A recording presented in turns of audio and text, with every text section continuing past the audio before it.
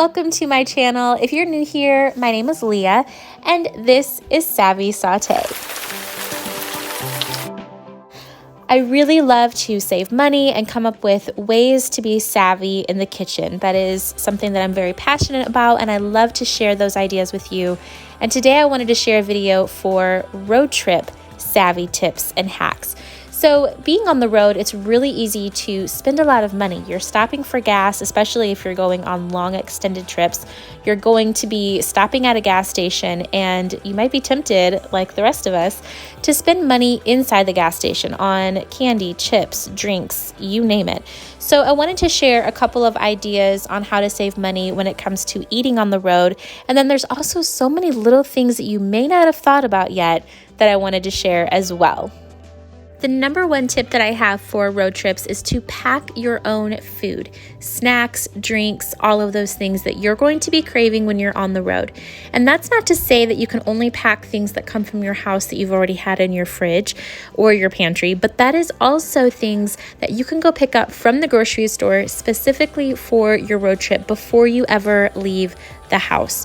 That way, instead of spending money out at the gas station and paying $3 for a bag of Chex Mix, you can get it at your grocery store on sale for 99 cents. That way you still have some things that you want, they're special for the road, your kids are going to be happy about it, and you won't be tempted to stop somewhere else because you already have things in your car that you were excited about for the road trip. Now, packing food for a road trip does not have to be all shelf-stable food. You can definitely use things that are cold. Pack yourself some chicken salad that's homemade and eat that on the road instead of stopping at McDonald's.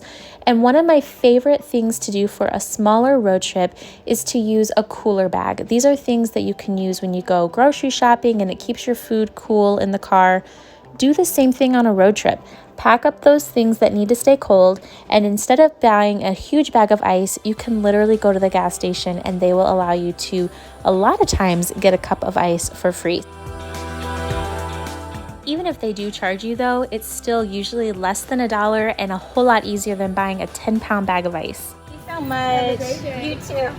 And of course, if you have an ice maker at home, there is some guaranteed free ice. Call me crazy, but I love taking my crock pot with me if we will be gone for an extended period of time. It is so easy just to take a crock pot meal or some frozen meat right out of your freezer. That way it stays good for the entire road trip until you get to the hotel. Have some veggies to go with it, an easy sauce, grab some tortillas, and you are good to go.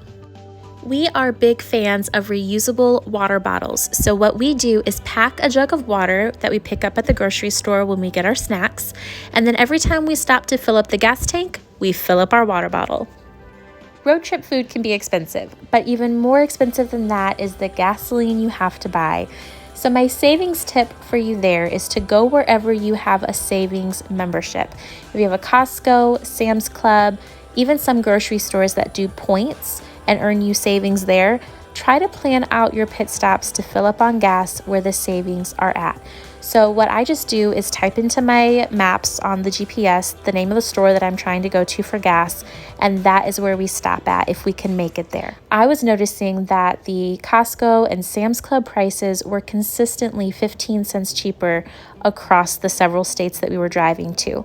And when you're filling up your gas tank, that is literally up to $4 or $5 in savings.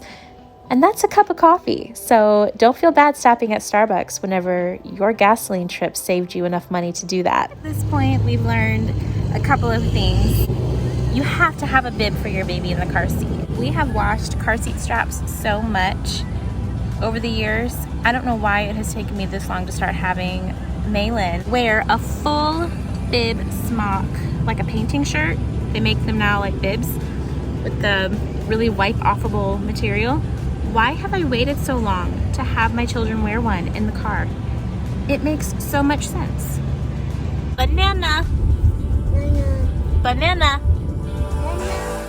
My next tip is to keep a garbage can in the car. We have this one I found on Amazon. I'll link it below, but it has this awesome material inside. You can easily wipe it out. It has pockets on the side, hangs for you. It's adjustable, really easy to use. And we actually have silicone cup holders in every door of the car as well. It's easy to stick in little candy wrappers, receipts, all of that. When it comes to keeping kids content in the car, we have some experience. So my number one thing is to pick out things that are either new or haven't been played with in a long time. That way it's fresh for them in the car. You can even go to the dollar store like I did for these couple of items, super cheap and just different, or find something from around the house and make it new and exciting. My son loves these silly little pinball games that you can get from Dollar Tree, and he gets so excited. Same thing with these Seek and Find. I found 2 different versions at the Dollar Tree, so it doesn't have to be expensive, but find something that your kid is going to find as a fresh, new thing.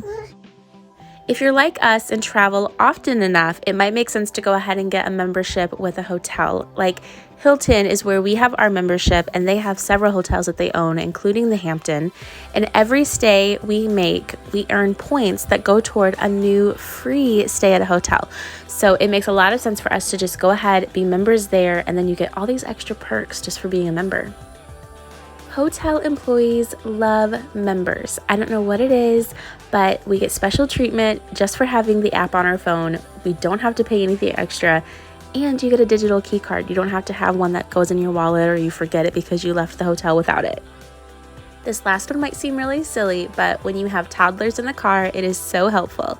You have that mirror on the back of the seat already to keep an eye on them while you're driving, but it fits your phone in there perfectly, so you can slip a phone in, have them watch a movie, and they won't touch it.